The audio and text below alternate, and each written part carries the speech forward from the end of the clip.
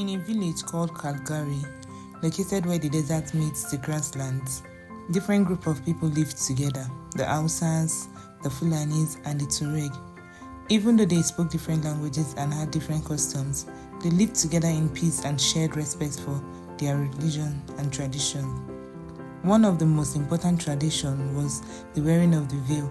The Tuareg people, both men and women, wore a face covering called the togmast.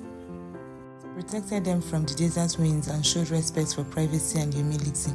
For the Hausa people, the women wore veil as a sign of modesty and respect for their religion. These veils were often beautifully designed and held stories of their ancestors. The veil was more than just a piece of cloth. It represented unity, connecting the people to each other, their land, and their belief. But as time went on, the younger generation started questioning the tradition.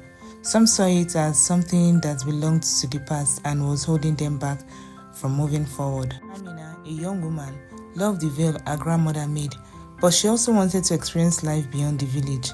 Her friend, Sehir, a Tuareg boy, also wondered if the veil still had meaning in their changing world.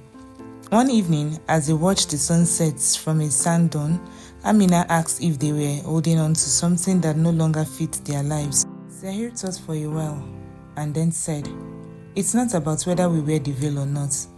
It's about what it represents. The veil tells our story, connects us to our ancestors, and shows respect for ourselves, each other, and our land." Amina agreed and realized it wasn't the veil that needed to be changed, but how they saw it. They promised each other to respect the veil and teach others that it wasn't a barrier to the future, but a bridge to their past. At the village festival, Amina wore her grandmother's veil proudly, not as a symbol of restriction, but as a celebration of her heritage. Sehir too wore his tugmast, remembering the strength and spirit of his people. That night, all the villagers, young and old, with and without veils, danced together under the stars.